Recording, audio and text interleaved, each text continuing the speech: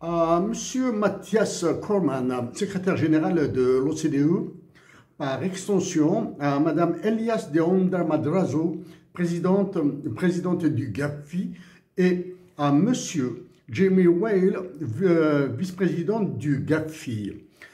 Mon message porte sur le dernier communiqué du GAFI qui met l'Algérie, mon pays, dans une situation de contrôle et de supervision et de suivi, c'est-à-dire dans une position de suspicion. Je vous informe d'abord que j'ai déjà contacté par le passé Madame Marie-Françoise Marinelli, l'ancienne présidente du GAFI, FETF, Financial Action Task Force, en anglais. J'ai déjà contacté. De plus, je vous informe que j'ai contacté votre équipe qui travaille à Toronto pour clarifier la position de l'Algérie dans tout ce qui est transfert de fonds illégaux, dans tout ce qui est financement du terrorisme et transferts illégaux liés à la corruption. Malheureusement, votre équipe, l'équipe qui réside à Toronto, qui travaille avec le GAFI et qui est rattachée à l'Université de Toronto, University of Toronto, a décliné toute réaction à mes messages. Donc, pourquoi je m'adresse d'abord à M. Mathias Cormann, secrétaire général de l'OCDE, et par extension à Mme Elisa de Onda Madrazo et Jeremy Whale? Parce que les dispositions juridiques et les dispositions contraignantes appliquées, mises en œuvre par le GAFI, sont parrainées par l'OCDE. L'OCDE, dont le siège, comme par hasard, se trouve à Paris. Je lis d'abord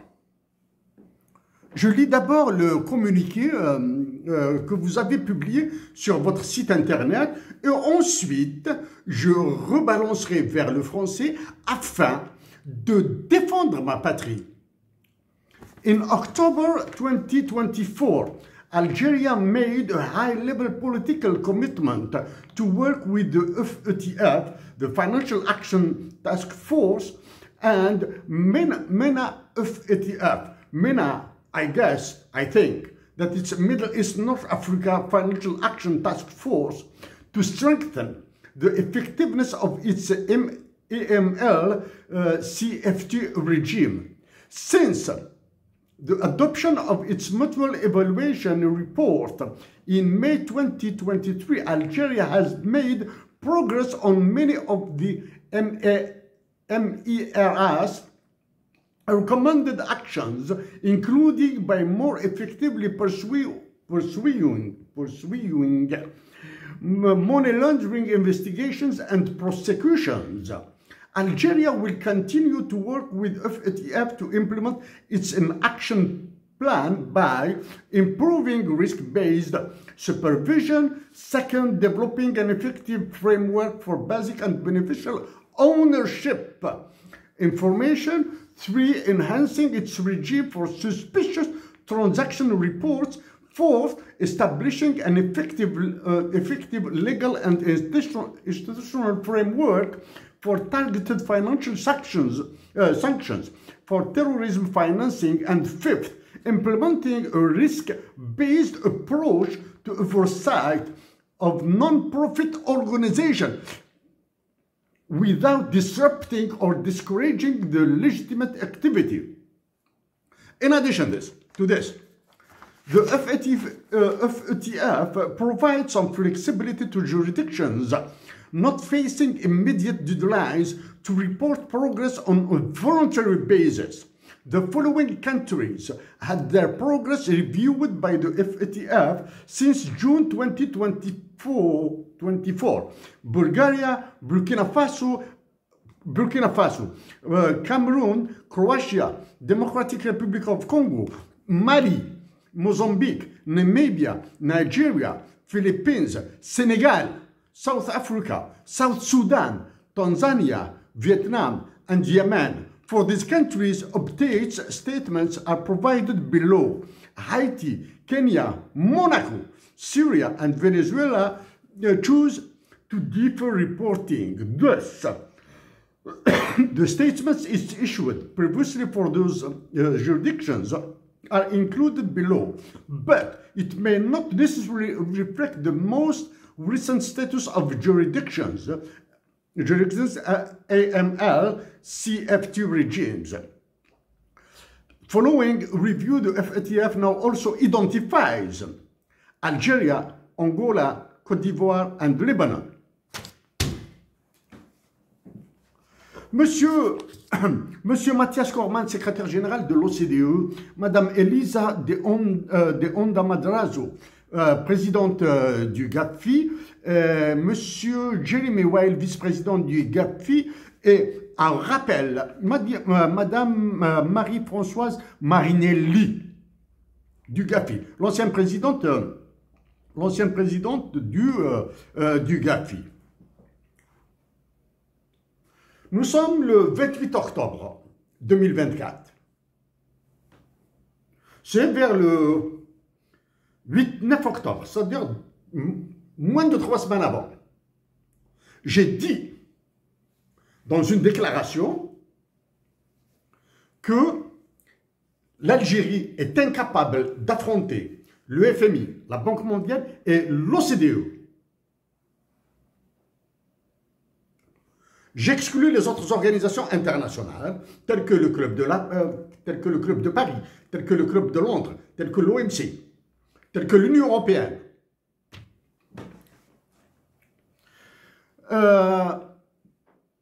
Mesdames et messieurs, Madame la Présidente du GAFI, Monsieur le Vice-président Jeremy Weil, Monsieur Mathias Cormann, secrétaire général de l'OCDE. J'accepterai absolument tout ce que vous diriez sur l'état de déliquescence de la direction de l'État algérien, de ceux qui prennent les décisions actuellement pour l'Algérie, c'est-à-dire qui organisent le sort, qui tiennent entre leurs mains la mort de ma patrie. J'accepterai absolument tout. J'ai commencé à parler de la Banque mondiale, du FMI et du GAFI depuis une dizaine d'années. À chaque fois que l'occasion se présente, je le mentionne. Je dis, je le répète,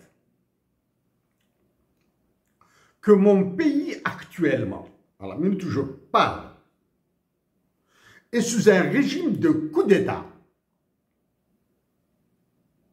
géré d'une main de maître par Emmanuel Macron et certains pays de l'OTAN. Ça, c'est d'un côté. Même si un certain déplacement vers l'Égypte veut cacher ce coup d'État, il est impossible de dire l'état de vacuité de mon pays. Bref,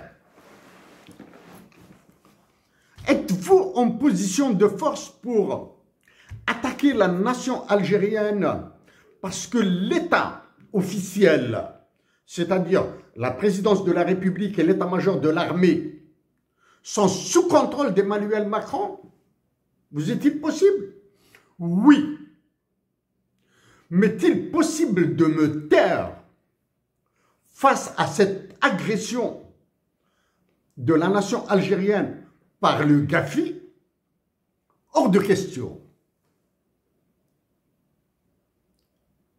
J'ai dénoncé la corruption, pas en millions de dollars, en milliards de dollars qui bénéficient à l'Union européenne.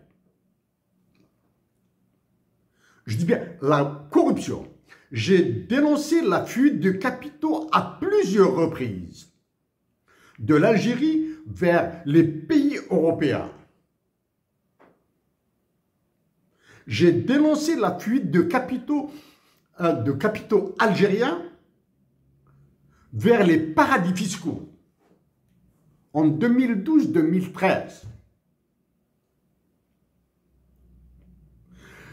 J'ai dénoncé l'état lamentable dans lequel se trouve le système judiciaire algérien.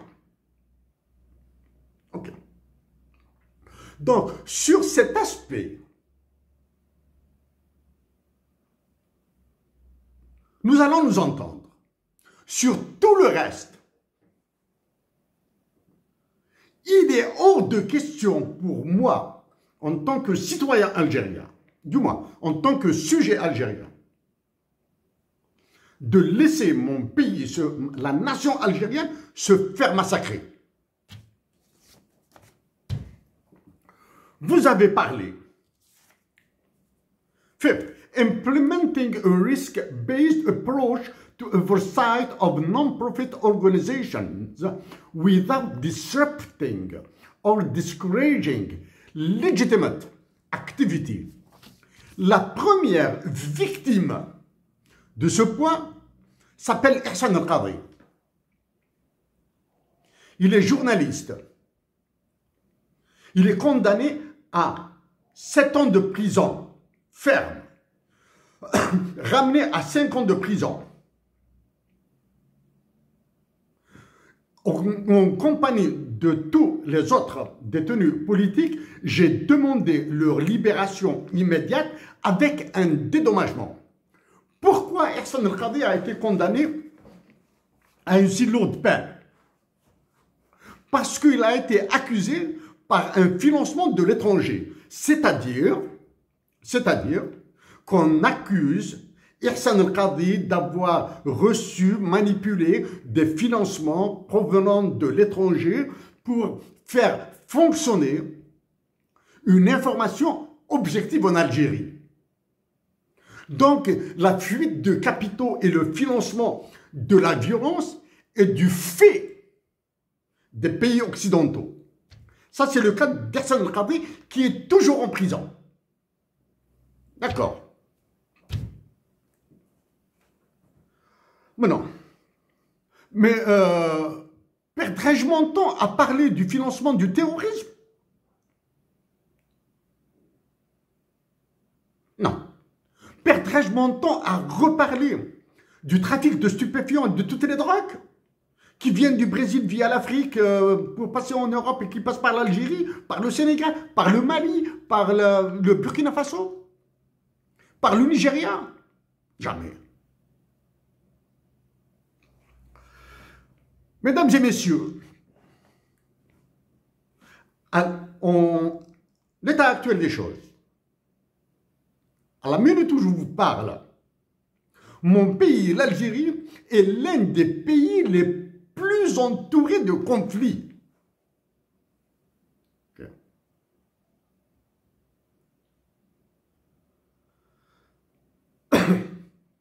Mon pays, l'Algérie, est l'un des pays les plus entourés de conflits armés. Okay. Liés aux stupéfiants, liés aux drogues stupéfiants, liés à la corruption, liée à la fuite de capitaux, surtout, via le taux de change. Lié à la trafic, à la traite humaine. Lié aux privatisations des guerres. Okay? L'Algérie, mon pays, est dans une situation d'une affreuse proxy wars. Me rabaisser à ça, à votre communiqué, hors de question. Je conçois que vous attaquiez l'Algérie, la nation algérienne,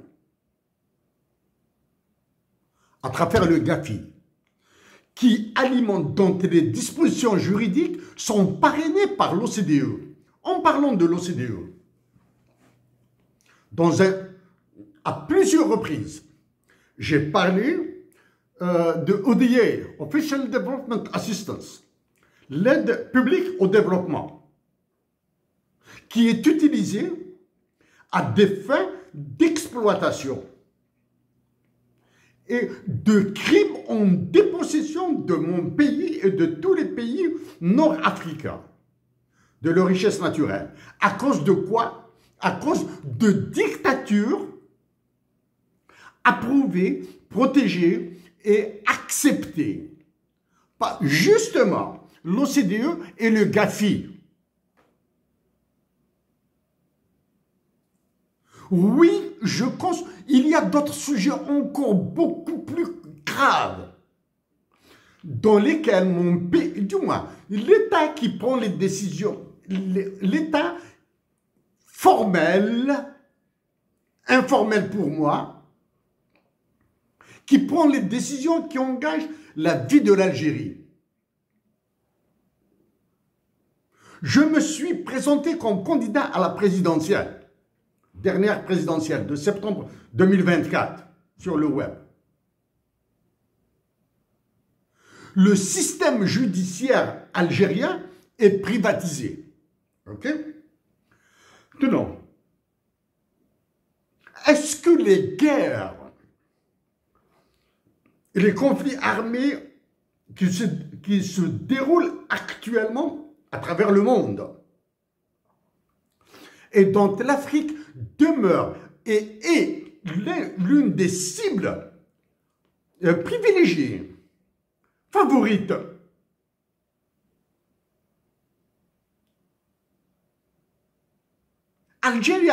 Africa and Algeria are the favorite regions in the world targeted by the crime, by wars. Okay?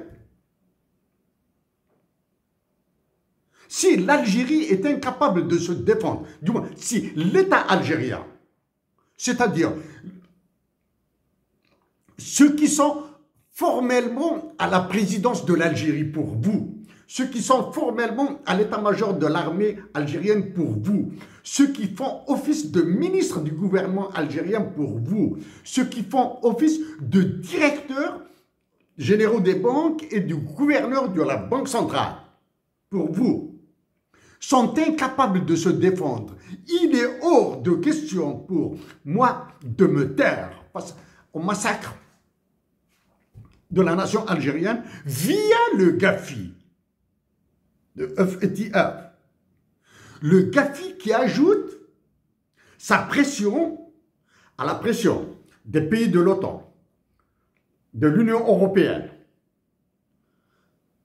de la Banque mondiale, du FMI, de l'ONU, du CIRDI, de la banque, lié à la Banque mondiale, Club de Paris, Club de Londres, plus tous les conflits qui entourent mon pays, l'Algérie, toute cette pression.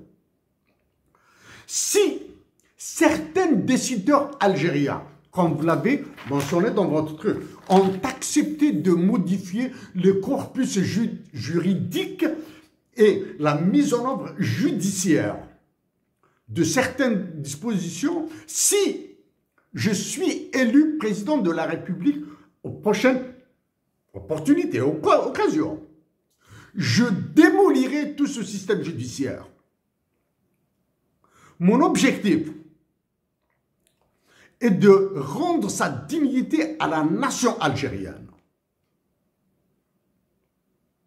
Mon objectif est de faire participer l'Algérie au rétablissement de la paix en Afrique du Nord et en Algérie même.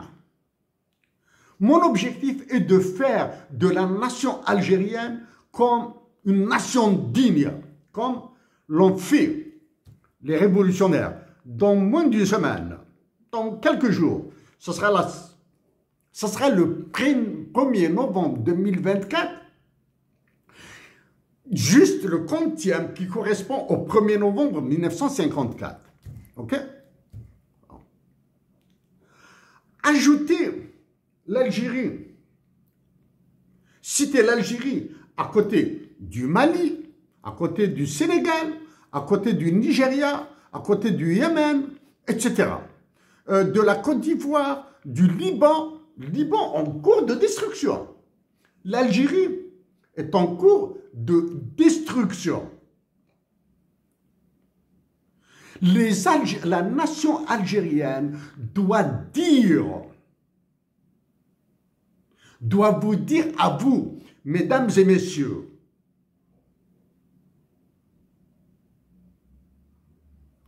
Madame Elisa de Onda Madrazo et Marie-Françoise Marinelli,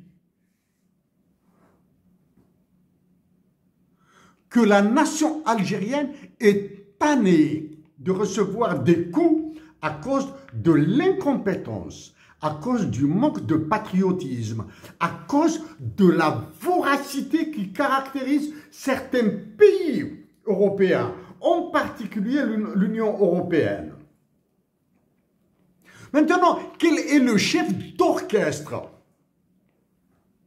Qui est ce chef d'orchestre de toute cette machine contre l'Algérie? C'est le roi de France Emmanuel Macron, avec un avantage fort, celui d'avoir le siège de l'OCDE à Paris, oui bien sûr, à être épaulé par l'Union européenne, à être appuyé par l'Union européenne, à être soutenu par l'OTAN à travers l'article 6 du traité de l'Atlantique Nord. Donc, votre communiqué a toute son importance pour moi, dans la mesure où il me permet de rappeler que bien avant le Gafi,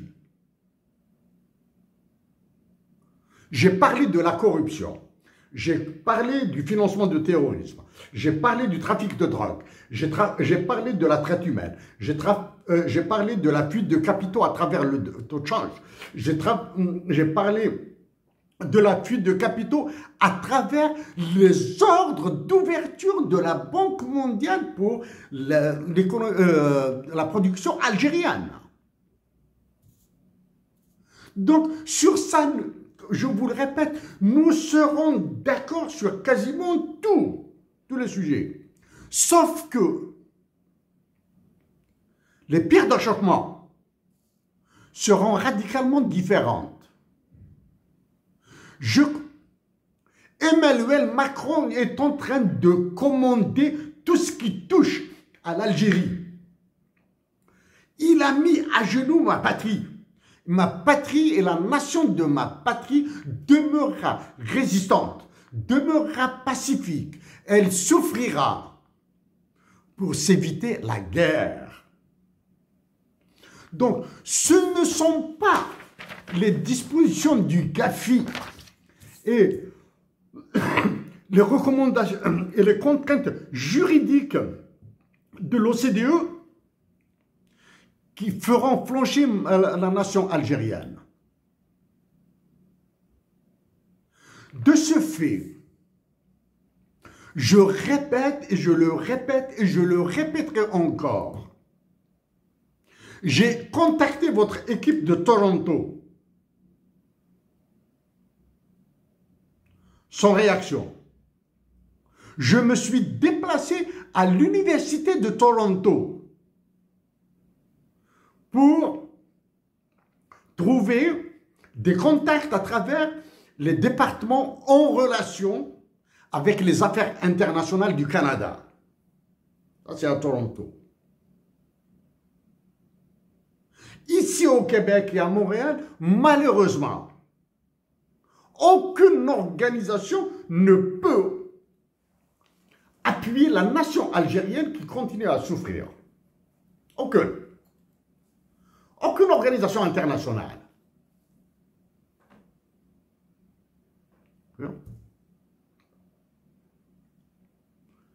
J'ai eu l'opportunité d'assister à des réunions, du moins, à des ateliers de travail, one day working,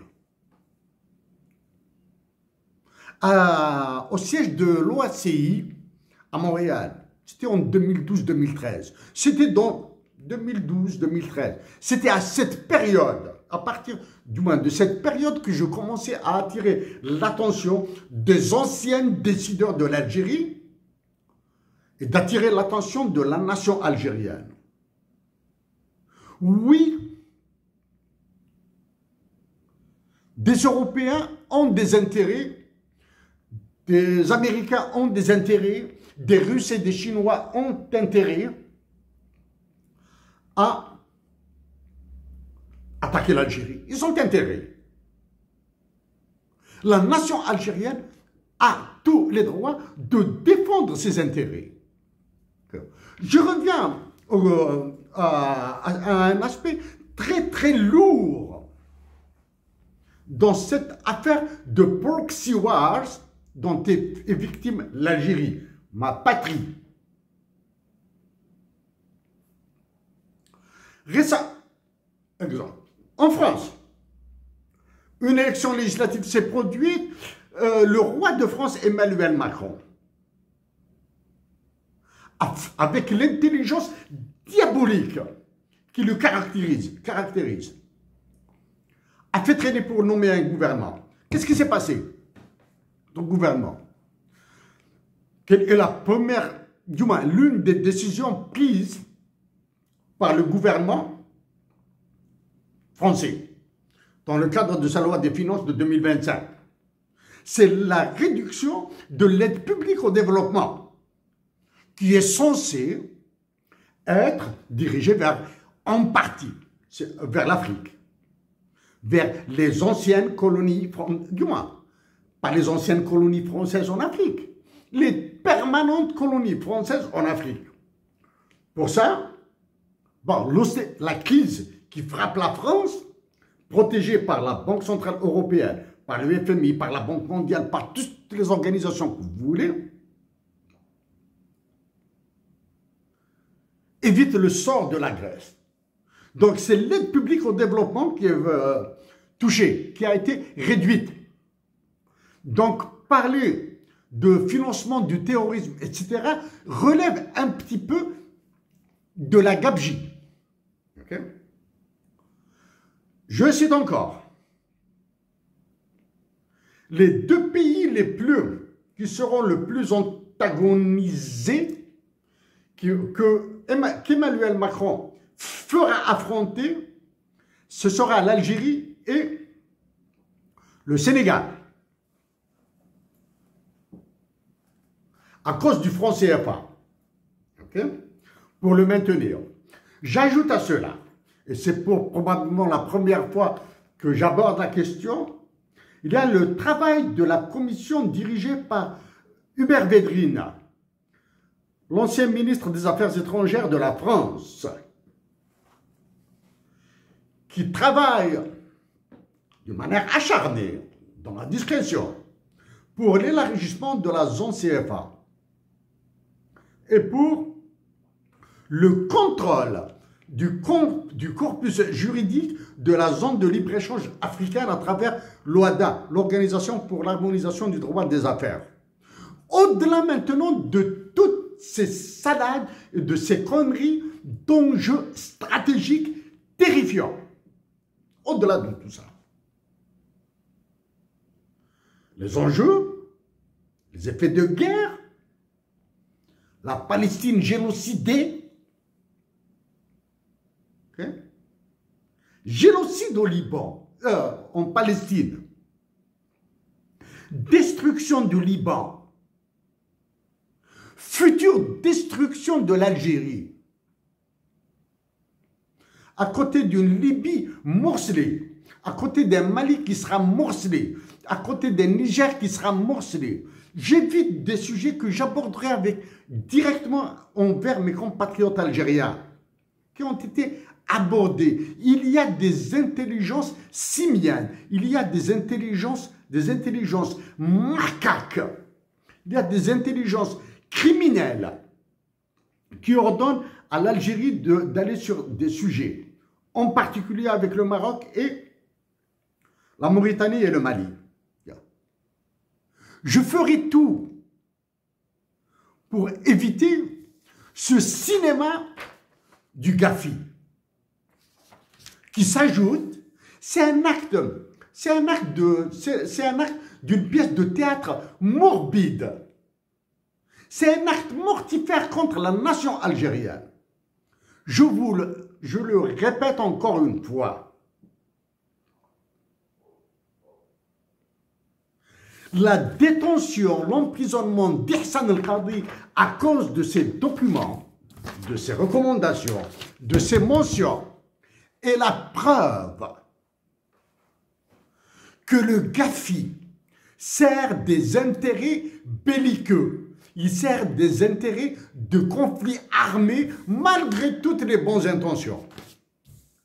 Suis-je dur dans mes mots? Probablement. Suis-je honnête dans mes mots? Certainement. Suis-je prêt à discuter avec vous et à accepter? Oui, j'accepte toutes les négociations. Et il n'y aura aucune ligne rouge. Tous les sujets que vous voulez que nous abordions ensemble, nous le ferons.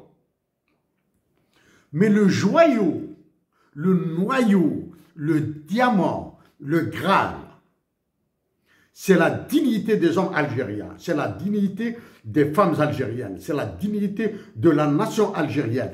Et maintenant, je profite pour le redire et le dire que la libération d'Ihsan el-Qadi, victime de ça, est une condition sine qua non. Serais-je satisfait si Ihsan el-Qadi est libéré de prison? Certainement, c'est mon frère.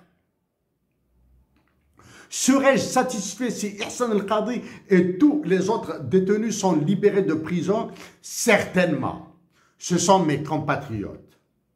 Serais-je satisfait si Ihsan el-Qadi et tous les détenus politiques sont libérés de prison et dédommagés, vous l'avez écrit, dédommagés financièrement pour leur privation de liberté? Certainement. Monsieur Mathias Corman, secrétaire général de l'OCDE, Madame Elisa de Onda Madrazo, présidente du Gafi, natif du Mexique, mexicaine. Les trafics, tous les crimes transnationaux qui se produisent en Afrique se produisent au Mexique. Est-ce que l'Algérie a les moyens des États-Unis d'Amérique? Est-ce que l'Algérie a les moyens de l'Union européenne? Est-ce que l'Algérie a les moyens de la Chine et de la Russie? Votre réponse à ces questions nous aidera énormément à avancer.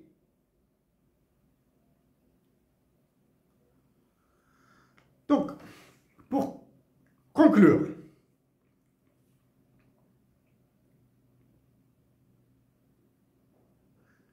l'OCDE, le Gafi, le FMI, la Banque mondiale, l'ONU, son Conseil de sécurité, le Club de Paris, le Club de Londres, d'autres puissances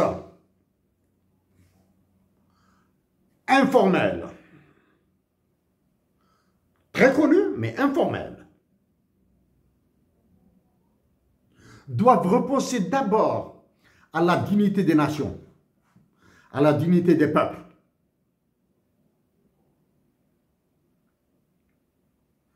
Vous le dites, en continuant dans cette démarche de résistance à l'atroce souffrance que lui fait subir l'état-major de l'armée et prétendument celui qui est parti au Caire pour parler du problème du Soudan et de Libye alors que l'Algérie brûle au Mali et au Niger et avec le Maroc,